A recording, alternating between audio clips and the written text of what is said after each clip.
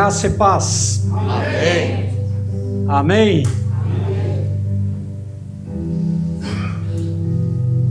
Meus irmãos estão? Tudo bem? Amém. Podemos sentar um pouquinho, queridos? Glória a Deus, estamos aqui mais uma vez para darmos continuidade. Continuamos adorando ao Senhor, não é?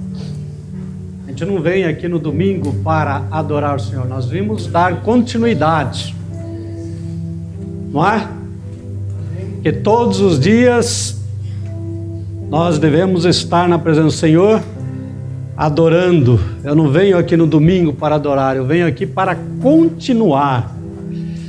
Amém, queridos? Amém. Glória a Deus.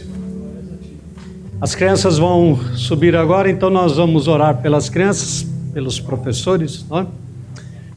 Pedir para a irmã Francisca estar orando aí pelas crianças e aguardamos as crianças subir. Oremos.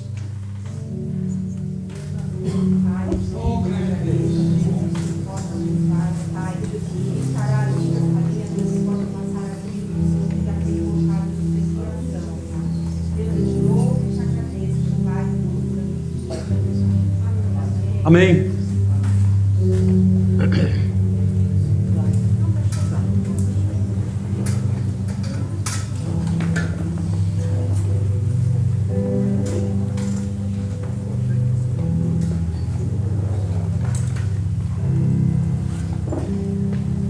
Muito bem.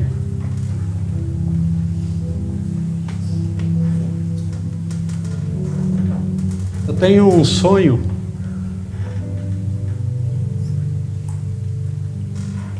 Comprei hoje lá na padaria.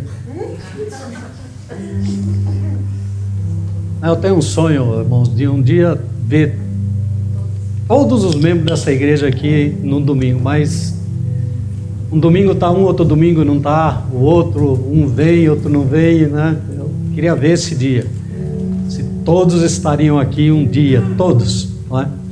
A gente sabe que tem uma certa variação, não é? Hoje o pastor Márcio não está, ele foi participar de um congresso lá em Londrina, não é?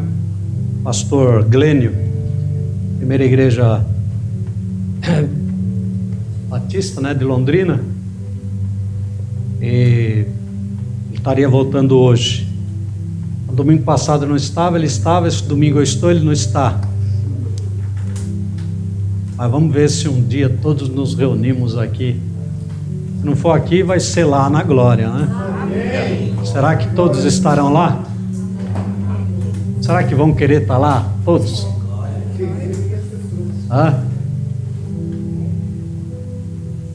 Mas amém.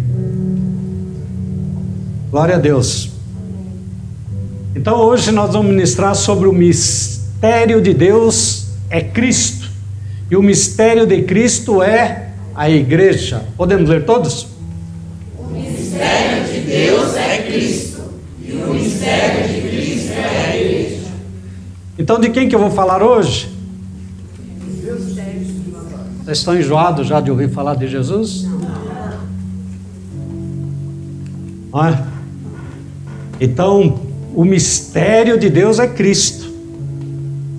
E o mistério de Cristo é a igreja. Então vamos ler a palavra do Senhor. Está lá, quero começar lá em Hebreus. Passei um rio de versículos aí para os irmãos, porque precisamos da palavra de Deus, né? Ela é que nos alimenta, ela é que nos dá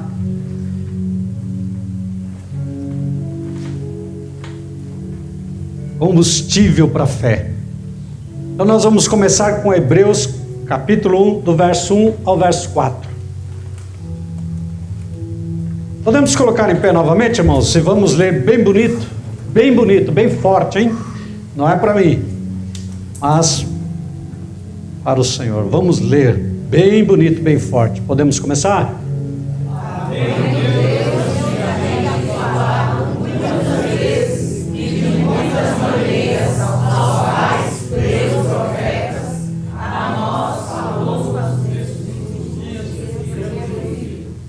Começa de novo, só abaixar um pouquinho. Podemos começar novamente?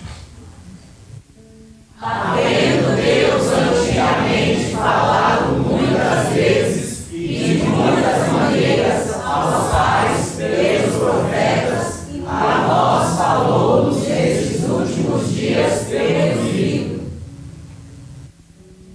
a quem constituiu o herdeiro de tudo, por quem fez também o mundo, o qual, sendo o resplendor da sua glória e a expressa imagem da sua pessoa, e sustentando todas as coisas pela palavra do seu poder, havendo feito por si mesmo a purificação dos nossos pecados, assentou-se à destra da majestade nas alturas, feito tanto mais excelente do que os anjos, quando herdou o mais excelente nome do que eles. Amém? Amém. Podemos orar pela palavra, irmão Nilo. Deus maravilhoso, Criador do céu e da terra. Ó Senhor, eu peço que o Senhor faça presente e use o ministrador, papai. Deus, eu sinto sua presença nesse lugar, Senhor. Agradeço por tudo, Deus. Seja feita a sua vontade. Em nome de Jesus. Amém. Amém, queridos. Podemos assentar? Eu ainda tenho um hino aqui na mente. O de cruz. O de cruz se erigiu. Ó, adoremos ainda ao Senhor.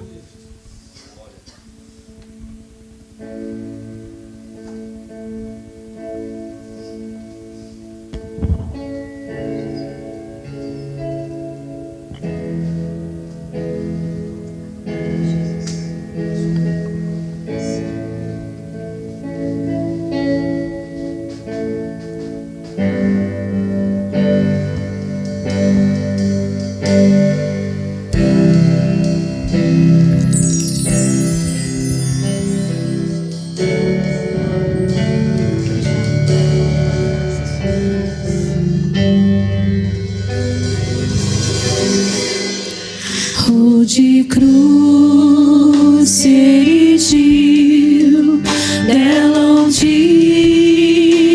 fugiu, como emblema de vergonha e dor. Mas contemplo esta cruz, porque nela Jesus deu a vida por mim, pecador. Se eu amo a mensagem da cruz, até morrer eu a vou proclamar. Levarei eu também minha cruz, é por uma coroa trocar.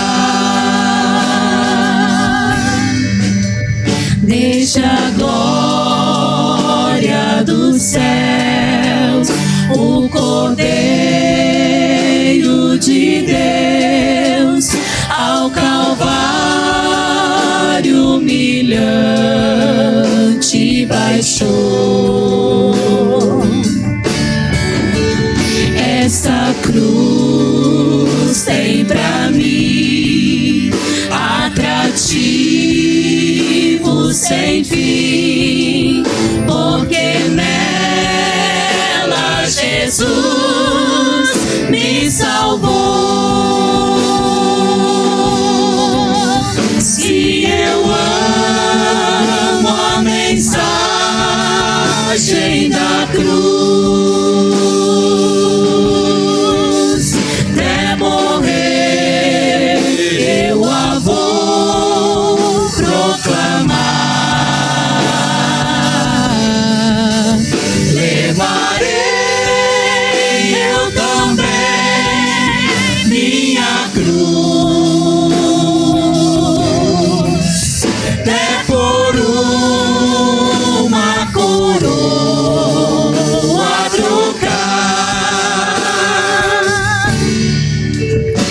nesta cruz padeceu e por mim já morreu, meu Jesus, para dar meu perdão. E eu me alegro na cruz, dela vem graça e luz para minha santificação. Sim, eu amo a mensagem da cruz. Até morrer eu a vou proclamar. Levarei eu também minha cruz. É por uma coroa trocar. Eu aqui com Jesus, a vergonha da cruz, quero sempre levar e sofrer. Cristo vem me buscar e com Ele no lar uma parte da glória hei de ter. Se eu amo a mensagem da cruz, até morrer eu a vou proclamar. Levarei eu também minha cruz, até por uma coroa trocar. Se eu amo a mensagem da cruz, até morrer eu a vou proclamar. Levarei eu também minha cruz, até por uma coroa trocar.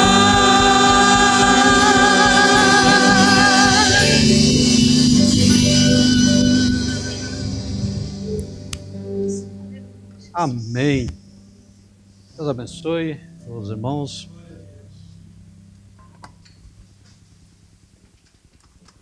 Leitura maravilhosa. Hebreus 1 ao 4. Só que nós temos 7 características de Cristo. Só nesse versículo. Ó. Ora, havendo Deus outrora falado muitas vezes e de muitas maneiras aos pais pelos profetas. Pelos profetas. Ora, e hoje? Ó, a nós falou-nos nesses últimos dias pelo Filho, a quem constituiu. Então no passado Deus falava através dos profetas. E hoje, como é que Deus fala com a igreja? Como é que Deus fala comigo, fala contigo? Através da palavra de Deus. Através do Filho, através da sua palavra. Que é, e o constituiu como herdeiro de tudo, por quem fez o mundo. O Filho é o resplendor da sua glória e a expressa imagem da sua pessoa, sustentando todas as coisas pela palavra do seu poder. Todas as coisas é sustentada pela palavra do seu poder, não é? Havendo feito por si mesmo a purificação dos nossos pecados, assentou-se à destra da majestade nas alturas, assim ele se tornou tanto mais excelente nome do que o deles, não é? Então esse é o nosso Jesus, não é? Sabe, irmãos, o que aconteceria, suponhamos, se houvesse essa possibilidade de Jesus passar a não existir, o que aconteceria? Segundo a palavra de Deus, que tudo foi criado por Ele e para Ele, e sustentado pela palavra do Senhor. Quando fala todas as coisas, é todas as coisas. O que aconteceria se Jesus simplesmente deixasse de existir nesse momento? Oi? Acabou o quê? Tudo. Haveria como que uma explosão cósmica e tudo desapareceria instantaneamente. O que a palavra de Deus está nos informando. Tudo tem sustentação em Cristo. Tudo, absolutamente tudo. Parece que Deus não está no controle das coisas quando nós vemos tanta coisa acontecendo, mas Ele tem controle absolutamente de tudo. Absolutamente de tudo. Todas as coisas estão fundamentadas em seu nome, no seu poder, porque a Ele foi dada a glória. A Ele foi dado o poder, a honra e a glória eternamente. Não é? É o que está escrito, é o que nós lemos aqui. Se tudo está sustentado nele, por que a igreja se desvia ou está se desviando do fundamento que é Cristo na igreja?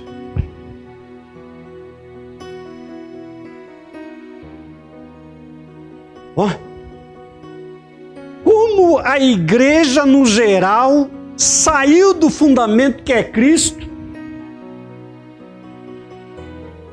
e importou para dentro de si tanta heresia, tanta malandragem, tanta picaretagem.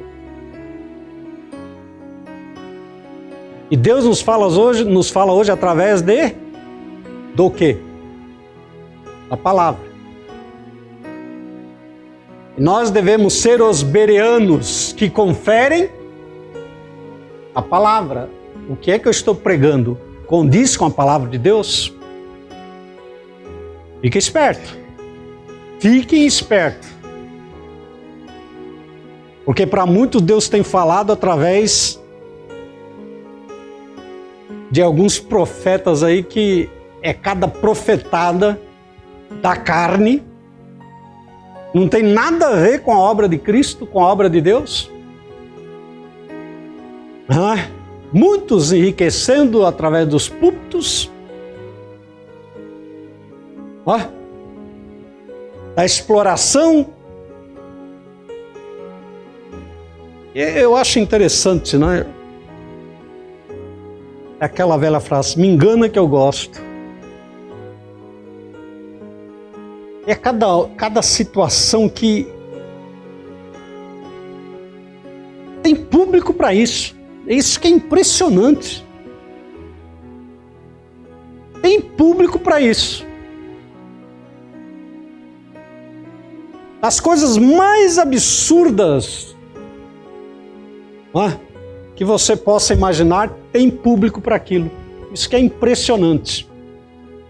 A cegueira espiritual é tão grande, é tão destruidora nos nossos dias, que é lamentável. E os irmãos têm o privilégio de receber aqui a palavra de Deus, aquilo que nós procuramos, dentro da pureza da palavra de Deus.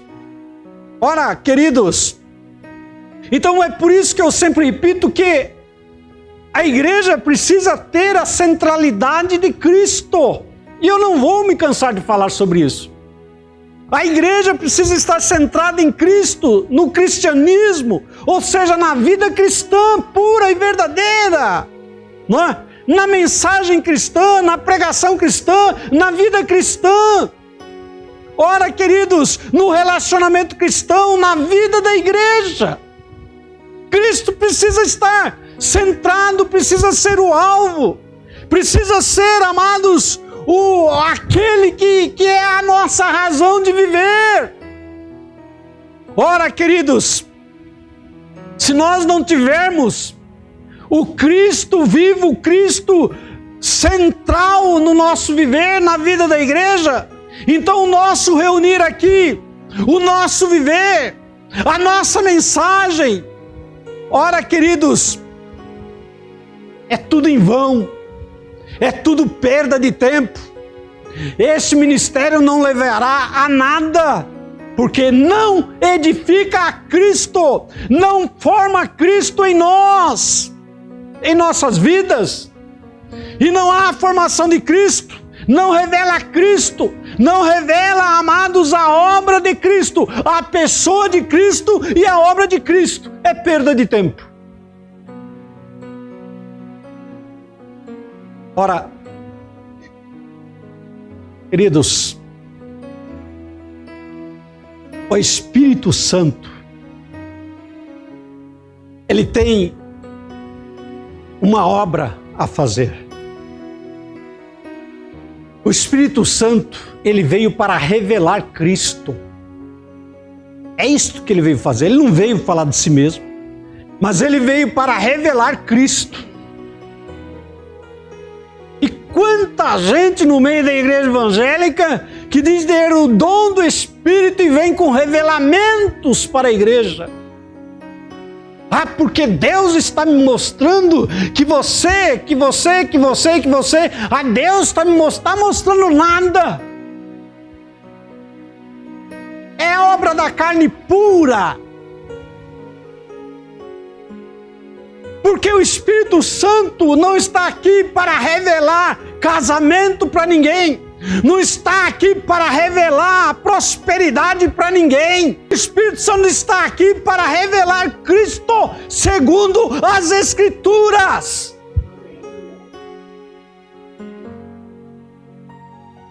Ah, eu estou vendo um anjo. Está vendo nada. Não estamos aqui para adorar anjo. Nós estamos aqui para adorar Jesus Cristo, porque Ele está acima dos anjos. Os anjos são conservos conosco, são servos de Deus, são servos do Senhor. Tem uns vendo anja.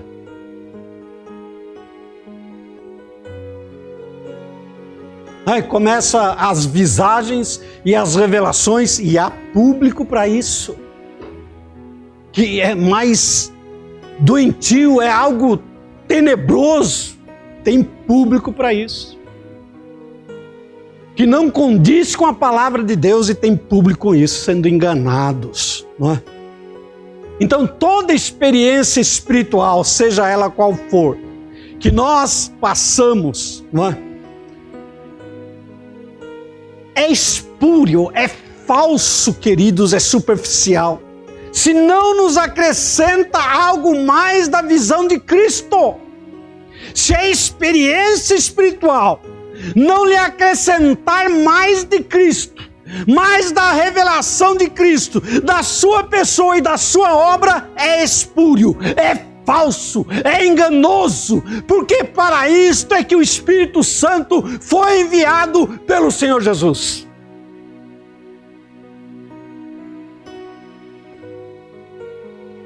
É isto que a palavra revela. Fora disto, é enganoso, é falso. Ora, Hebreus 13:9 nos diz: não vos deixeis envolver por doutrinas várias e estranhas. Quem tem que aparecer é Cristo.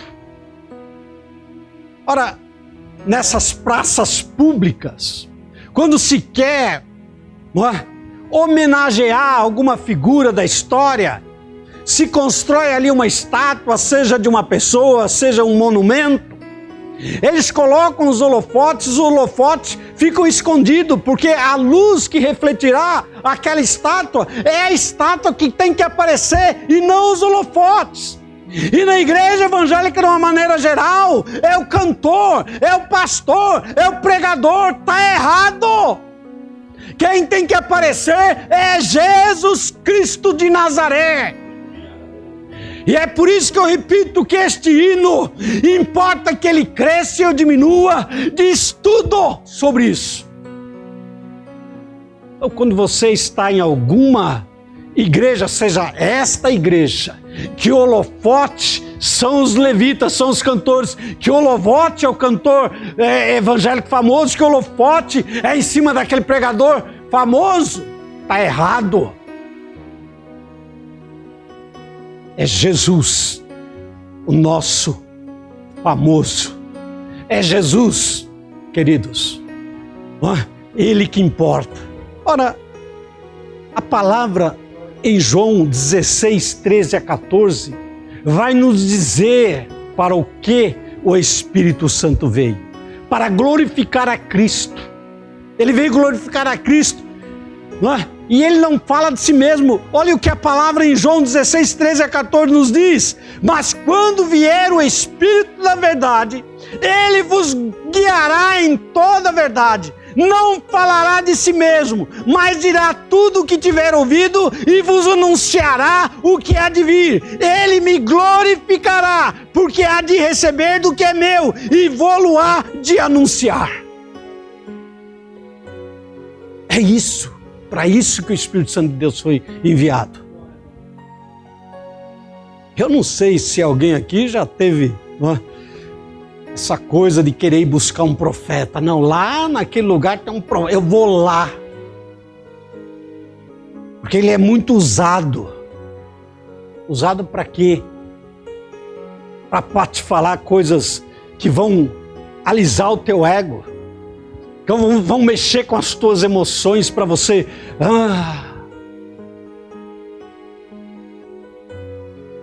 Não.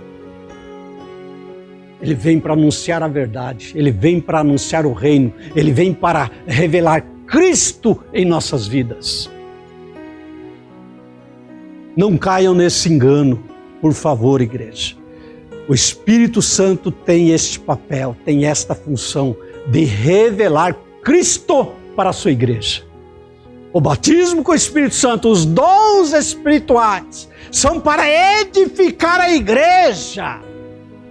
Não é para revelar, repito, casamento para ninguém. Não é para revelar prosperidade para ninguém. Não é para revelar coisas da carne, mas é para revelar Cristo em nossas vidas. É isso que eu entendo pela palavra de Deus em João 16, 13 a 14. Este é o ministério do Espírito Santo. Este é o ministério do Espírito Santo, revelar a glória de Jesus Cristo. Toda obra genuína do Espírito Santo, ela é reveladora de Cristo e somente de Cristo. Passar disso é carne pura. O que passar disso é revelamento, é visagem, é obra da carne, não é? Então, o mistério de Deus é Cristo. E o mistério de Cristo é a igreja. Quando nós descortinamos o coração de Deus, nós vamos encontrar ali Cristo. Eis aí o meu filho em quem me comprazo, em quem tem prazer. Quando descortinamos o coração de Deus, encontraremos Cristo. Se descortinarmos o coração de Cristo, de Jesus, nós encontraremos a igreja. É a sua noiva, e ele é o cabeça, a igreja é o seu corpo. É isso que a palavra nos ensina. Ora, então, esta é a grande revelação da palavra de Deus em referência a Jesus Cristo de Nazaré. É a grande primeira revelação, Cristo, e depois a igreja. Ora, por isso lemos lá e nos cultos atrás, em Mateus 16, e Pedro diz: Tu és o Cristo, Filho do Deus vivo. Jesus responde: Bem-aventurado és tu, Simão Barjonas, pois não foi carne e sangue quem tu revelou, mas meu Pai que está nos céus. E também eu te digo que tu és Pedro, pedra, e sobre a rocha que sou eu, edificarei a minha igreja, e as portas do inferno não prevalecerão contra ela. Ora, queridos, então o Senhor, que é a rocha eleita e preciosa, não é? Como diz a carta do próprio Pedro, lá em 1 Pedro 2, 5 ao 6, não é? Jesus, através da regeneração, coloca outras pedras, que somos nós. Vós sois pedras vivas, que são colocadas sobre a base fundamental, que é a rocha, que é Cristo. Então a igreja deverá ser construída, constituída, formada num fundamento que é Cristo, que é fundamento do seu caráter, da sua natureza. É aí que a igreja é edificada. Nessa natureza, a natureza de Cristo, não é?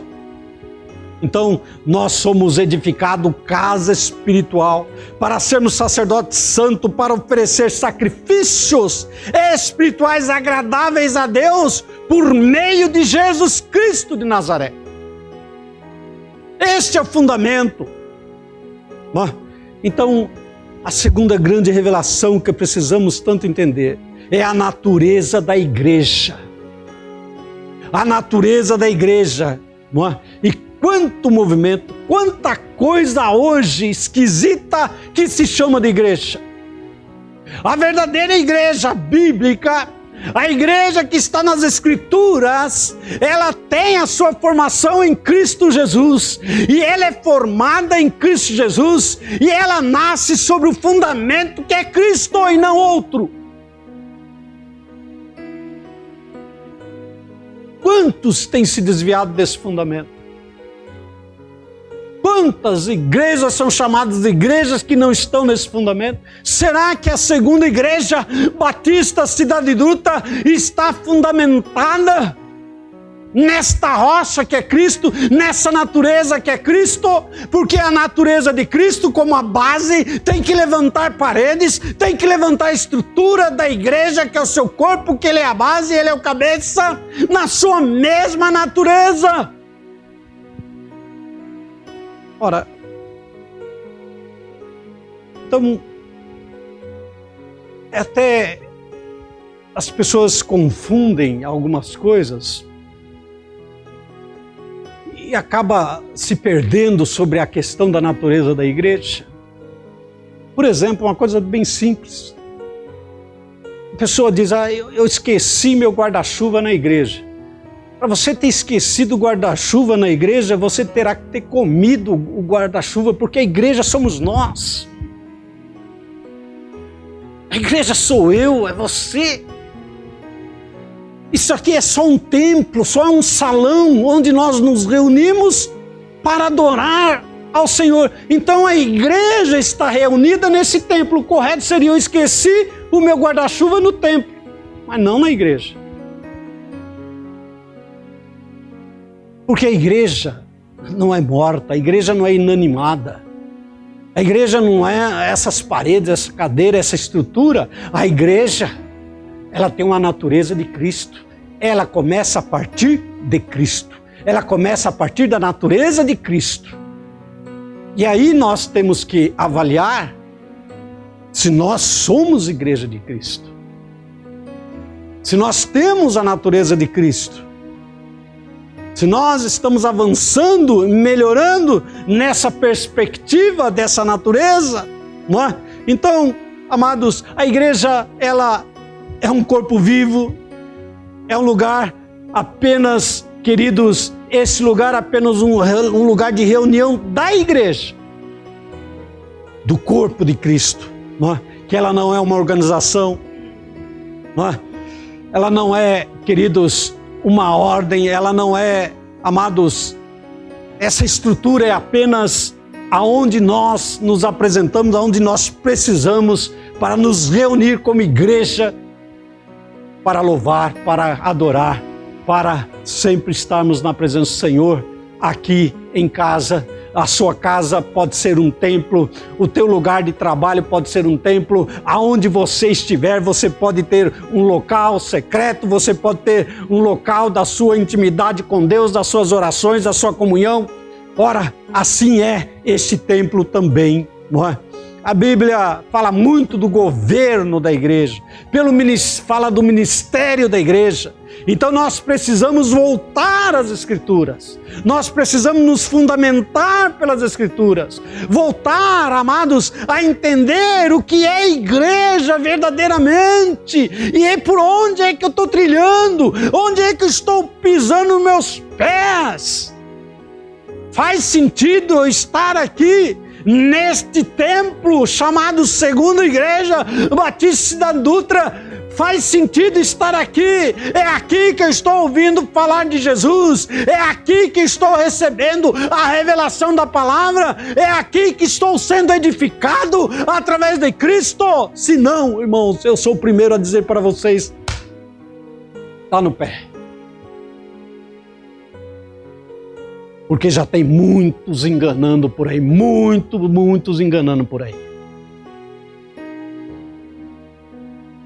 Sai correndo, porque eu vou sair correndo atrás de vocês também. É a mais pura verdade. Qual é a natureza da igreja? Ela não é uma simples organização. Talvez você tenha sido convidado a vir aqui, e aqui você achou um lugar interessante, não é? Você tem um bom relacionamento, não é? Uma boa sociabilidade, mas você está se agremiando a um clube? Você está se agremiando ao quê?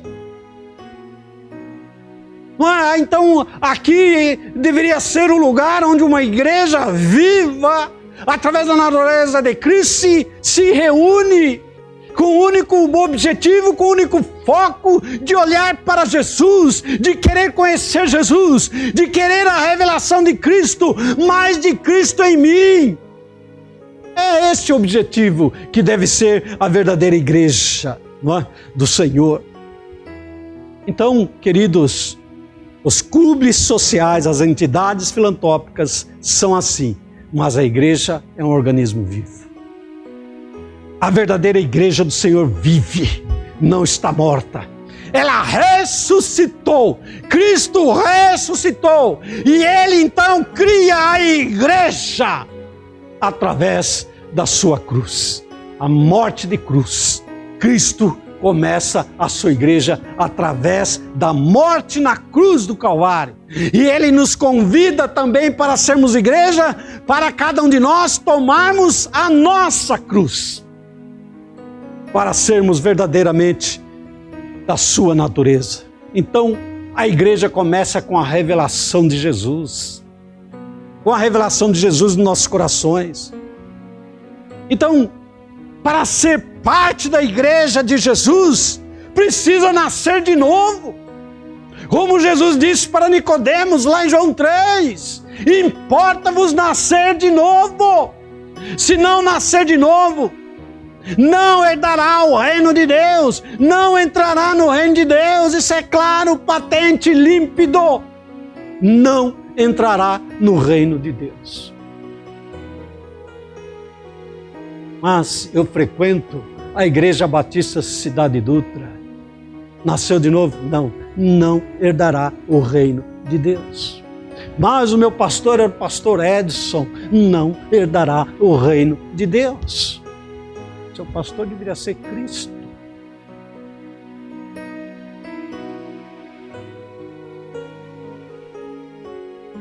Não, mas eu prefiro o pastor Márcio. O pastor Márcio era o meu pastor.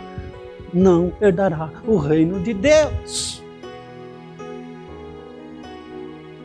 Se não tiver o novo nascimento.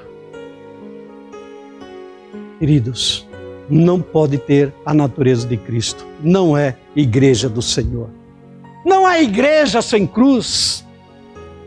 Não há igreja sem cruz, não haveria igreja sem a cruz de Cristo, e não há igreja sem o nosso tomar a cruz.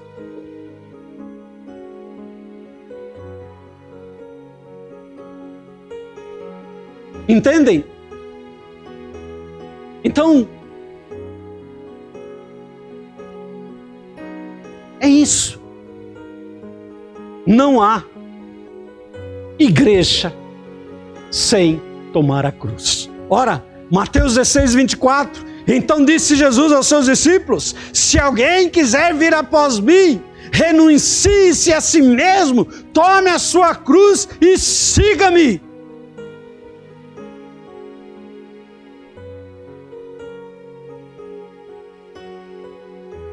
Os irmãos aprenderam o que é o tomar a cruz das mensagens que eu trouxe. Aprenderam?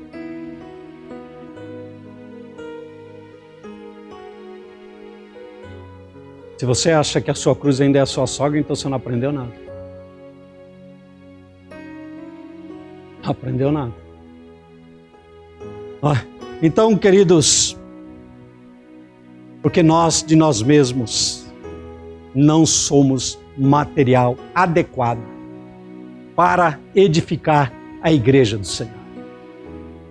Nós de nós mesmos não somos material adequado. Ou você passa pelo novo nascimento, mudança de mente, mudança de estrutura, de caráter.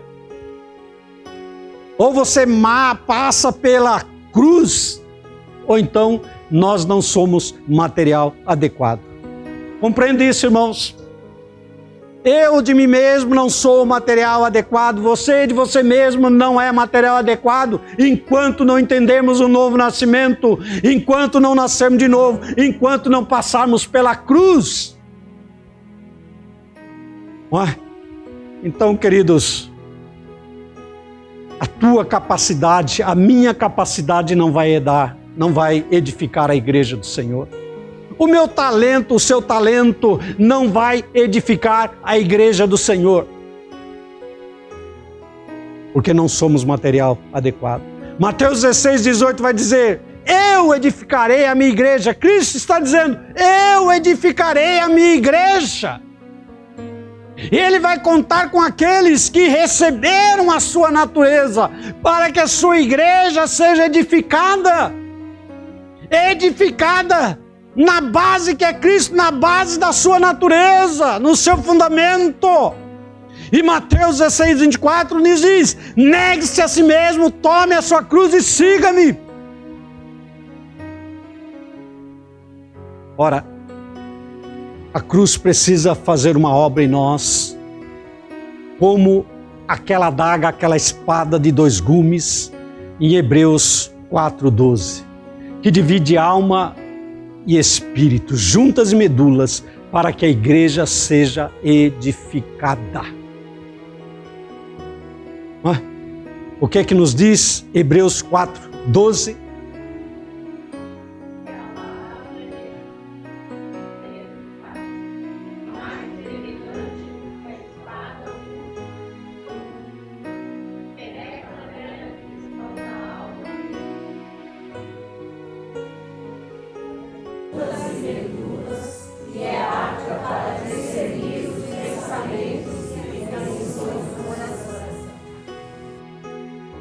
Bonito, vai. Vai, mais bonito, vai.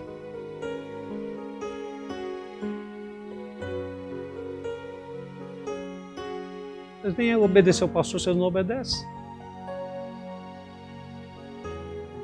Não, mas tem que estar aqui, ó. Então vai. Não foi? Os irmãos estão conspirando contra mim. Então, o caráter do rei, que é Cristo nosso rei, precisa ser impresso em nosso caráter. O caráter do nosso Senhor Jesus, tem que estar impresso em nós. É simples. Então, tem um primeiro passo que a palavra em Gálatas 1, 15 e 16 vai nos ensinar. Ora, Cristo revelado, mas quando aprove a Deus, que desde o ventre da minha mãe, me separou e me chamou pela sua graça, revelar seu Filho em mim, para que eu pregasse entre os gentios, não consultei carne nem sangue. Quem é esse que está falando? Apóstolo Paulo. Quando Cristo foi revelado na vida dele, ele entendeu aquela revelação, o caráter de Cristo imprimiu o seu caráter. E ele não consultou a ninguém, simplesmente saiu para pregar a palavra de Deus. Segundo passo que Paulo ainda escreve em Gálatas 2:20, Cristo vivendo em mim. Primeiro foi revelado, agora Cristo vive nele. E ele diz, estou crucificado com Cristo e já não vivo, mas Cristo vive em mim. A vida que agora vivo na carne, vivo na fé do Filho de Deus, que me amou e a si mesmo se entregou por mim. Então, o primeiro passo, Cristo foi revelado, nasceu de novo. Segundo passo, Cristo está vivendo em mim. E o terceiro passo, Cristo formado em nós, em Gálatas 4:19. Meus filhinhos, por quem de novo sinto as dores de parto, até que Cristo seja formado em vós. A preocupação do apóstolo Paulo de formar Cristo na igreja. Qual é a preocupação dos mensageiros de púlpito hoje? É formar Cristo na igreja? Qual é a preocupação da maior parte dos púlpitos da igreja? Quem aqui acerta hoje essa pergunta que vale 100 milhões de dólares? Quem que acerta? O que a grande maioria dos mensageiros dos púlpitos das mais variadas denominações estão preocupados? É o quê? A irmã fez um sinalzinho ali, o quê, irmã? Din-din? É ou não é?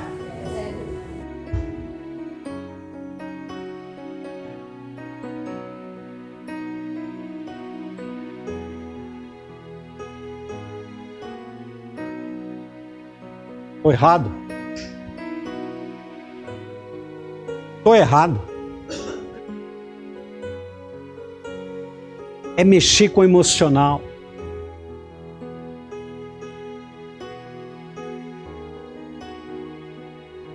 É tão fácil, irmãos, enganar a massa, manipular a massa. É a coisa mais fácil que existe. E tanta gente manipulada e por coisas mais absurdas e são enganadas de uma maneira tão fácil. Você trabalhar com o emocional, isso tem estudo para isso, irmãos. Isso tem estudo, tem formas de você fazer isso, de você manipular a pessoa. A melhor forma de você manipular a pessoa é pelo emocional. Você coloca alguns cânticos aqui, daqueles que mexem com a emoção, daqueles que levam a chorar. E tal, aí você vem com umas conversinhas fiadas, alguns apelos subliminares. Você tira da pessoa o que você quiser. O que você quiser. E eu tenho exemplo disso na minha vida.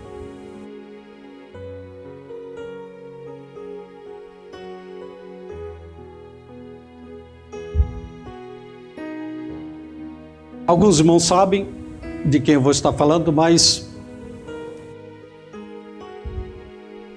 alguns irmãos que lá no passado acompanharam o filho de um empresário do qual estava desenganado pelos médicos. O menino ia nascer semi-morto.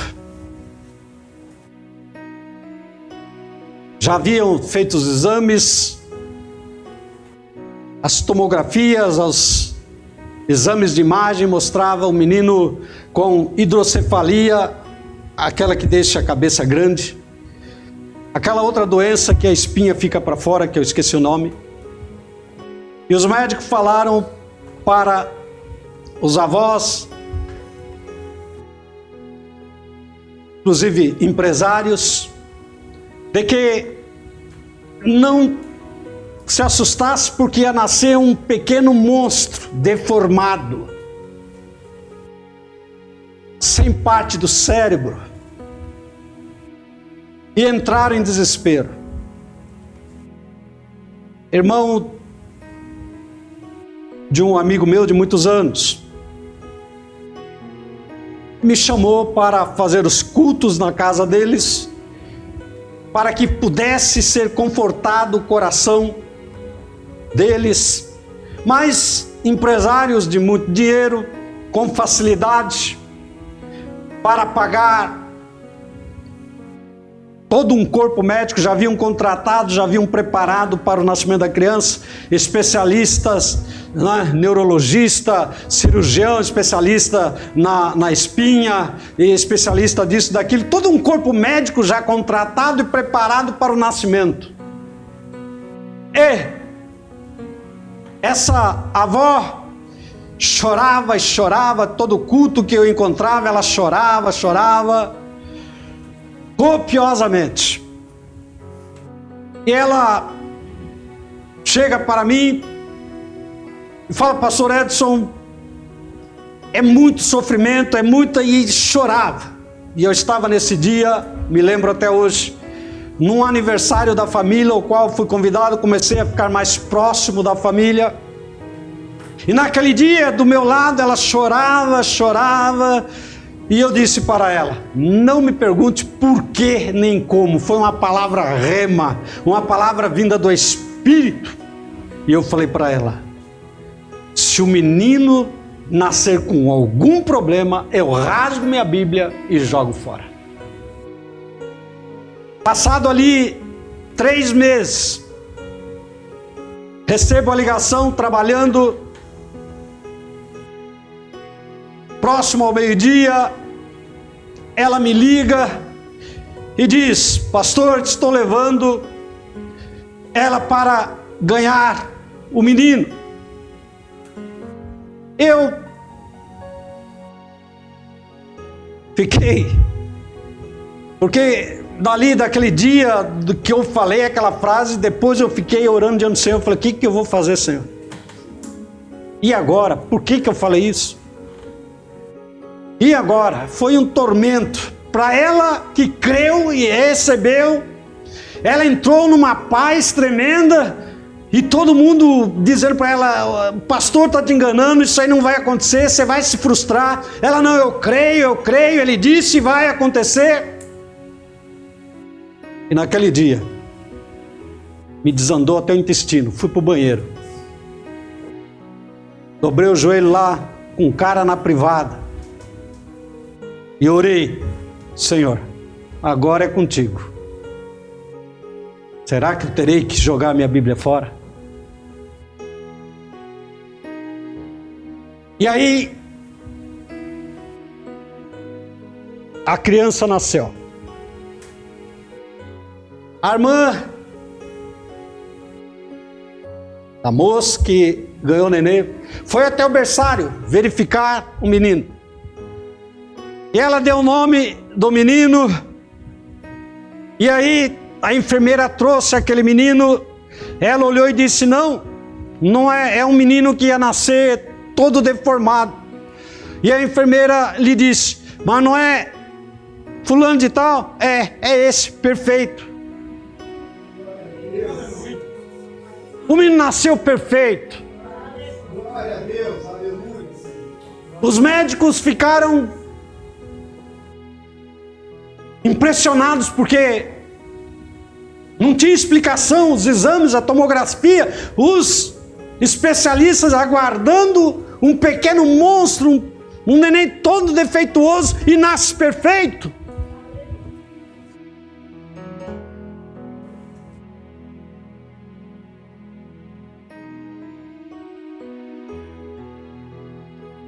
Nisto eu creio na obra do Espírito.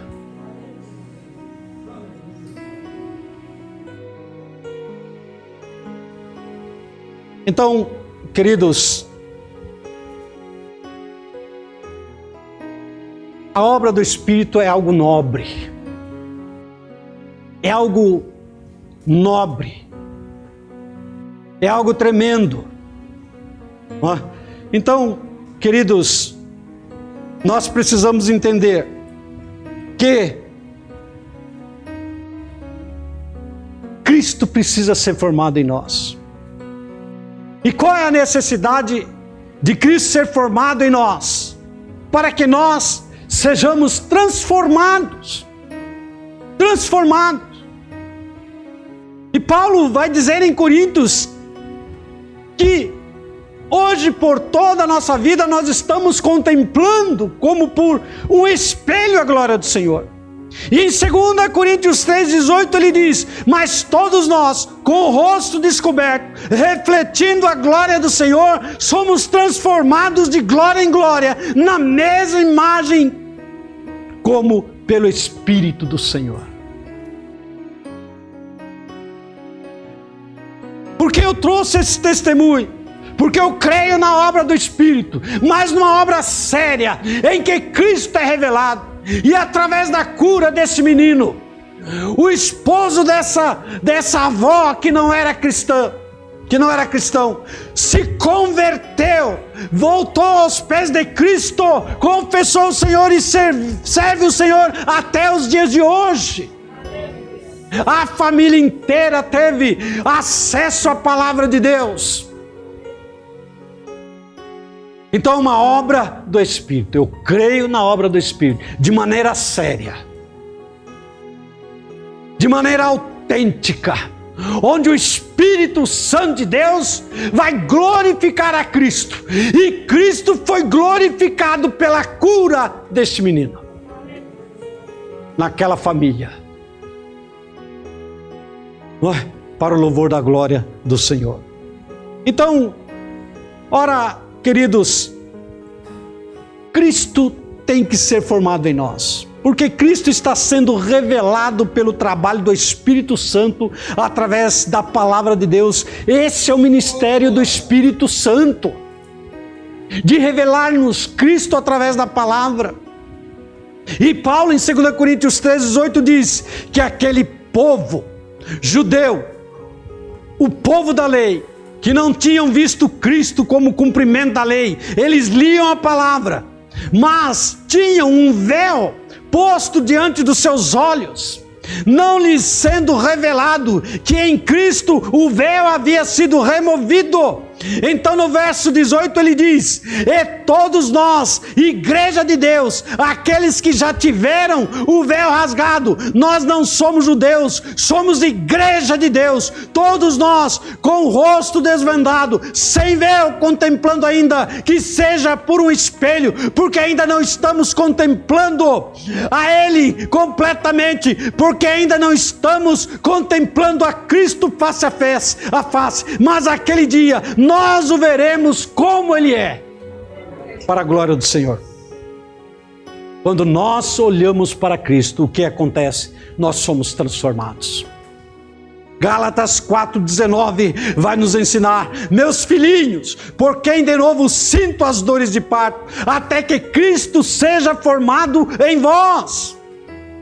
Este é o verdadeiro ministério cristão. Cristo sendo formado em nós. Nosso ministério deve ser como o de João Batista. Pregar a chegada do Cordeiro de Deus. Eis o Cordeiro de Deus que tira o pecado do mundo. Esse ministério que interessa ao Senhor, à sua igreja. Este é o verdadeiro ministério cristão. Formar Cristo uns nos outros. Reunião de conversinha fiada.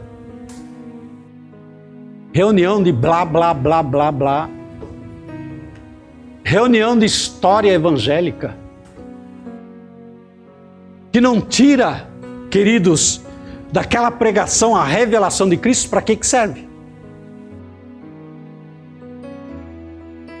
Para que serve? Porque Cristo é revelado desde Gênesis até Apocalipse. Aponta para Cristo. é Ele que deve receber o holofote. Então, quando nós recebemos ou nascemos de novo, a nossa mente é renovada num piscar de olhos? Não. Quando nós recebemos a Cristo, nascemos de novo, tivemos aquele encontro com Cristo, nossa mente é renovada em segundos, num piscar de olhos? Não. Obviamente que não, queridos. Não é? Ora,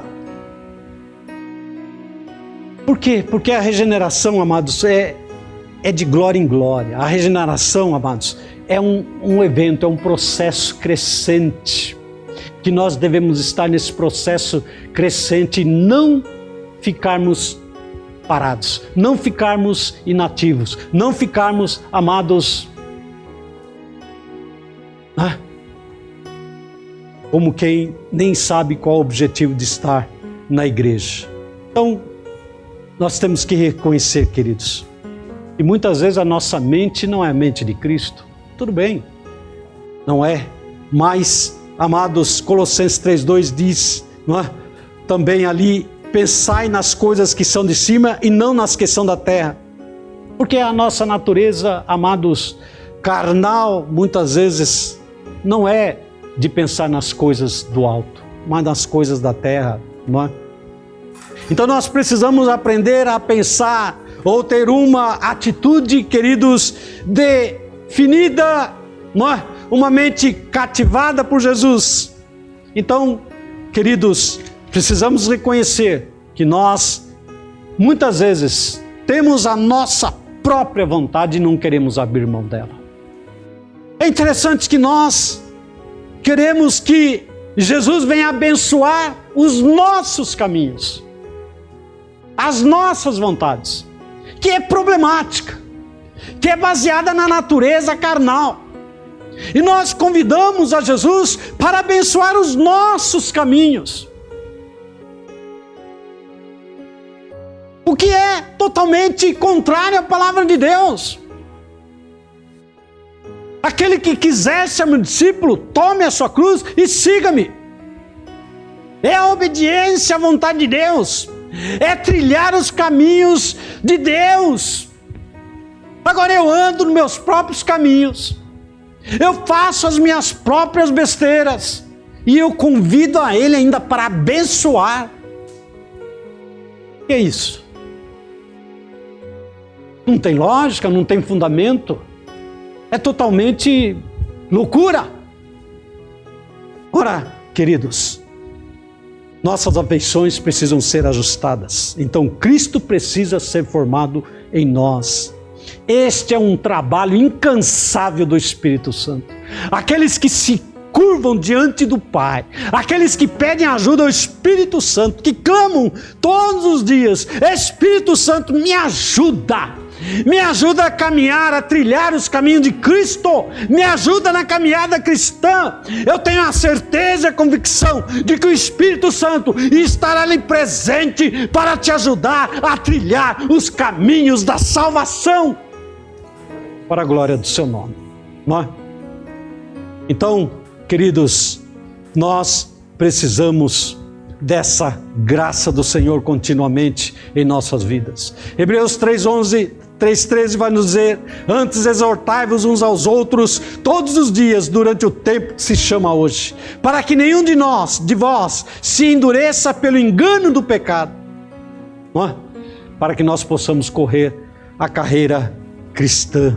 1 Tessalonicenses 5:23, o mesmo Deus de paz vos santifique completamente, e todo o vosso espírito, alma e corpo sejam completamente conservados irrepreensíveis para a vinda de nosso Senhor Jesus Cristo de Nazaré. Estou terminando. Podemos ficar em pé em nome de Jesus? Ora, queridos, leiam Salmo 22, 23 e 24. O que é o Salmo 22? É o Salmo da cruz. Salmo 22 é o Salmo da cruz. Deus meu, por que me desamparaste? É o Salmo do bom pastor. que deu a vida por todos nós. O Salmo 23 é o Salmo da ovelha, não é? É a ovelha que está falando: ó Senhor, o Senhor é o meu pastor e nada me faltará. É o processo da santificação de nossa alma, não é? Segundo o tempo da salvação. Ele vai nos conduzir, não é? Por pastos verdejantes, por águas tranquilas, mas também eu vou andar pelo vale da sombra da morte. Também, não é? E eu vou conhecê-lo mais e mais, não é? Então é a formação nas nossas vidas, não é? No Salmo 24 fala do aspecto final da nossa salvação. A vinda do Rei. Levantai, ó portas, as vossas cabeças, levantai-vos, ó entradas eternas, porque entrará o Rei da Glória, que virá buscar a igreja do Senhor Jesus Cristo de Nazaré. Amém? Vou dar aos irmãos.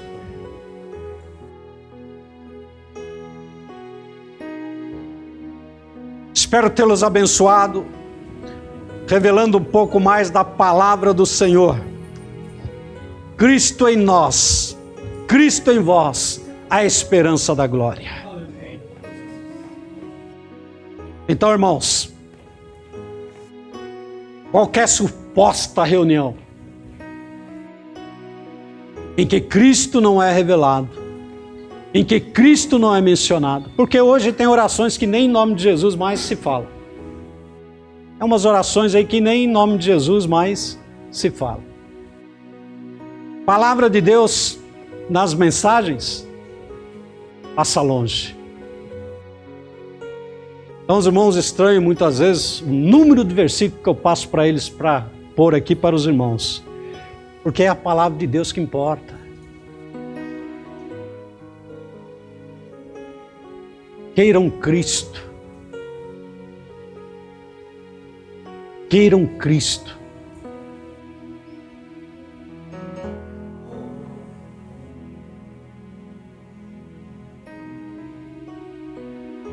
Pastor Glênio, lá da Igreja Batista de Londrina, onde o Márcio foi, homem muito culto mesmo. Ele conta uma experiência que ele gostava de uma retórica, gostava de colocar a mensagem, mas não tinha nada de Cristo. E um dos fundadores daquela igreja, o pastor Abu Shaim, que já é falecido, já jubilado, e pregava Cristo na sua autenticidade da palavra de Deus. E na fila ali dos cumprimentos, tal, o pastor Glênio dizia, ele se achando, né? E um vinha, cumprimentava, que bela ministração, que palavra maravilhosa e tal. Chegou a vez do pastor Buchaim. Então ele esperava, o pastor Buchaim, se eu não me engano, era do conselho da igreja, esperava que o pastor Buchaim também iria, que palavra maravilhosa. O pastor Buchaim bateu na costa e disse: da próxima vez você prega sobre Jesus, tá? Prega sobre Cristo. Ele disse que daquele dia para em diante, ele entendeu qual é o ministério, qual é a revelação de Cristo. Adoremos.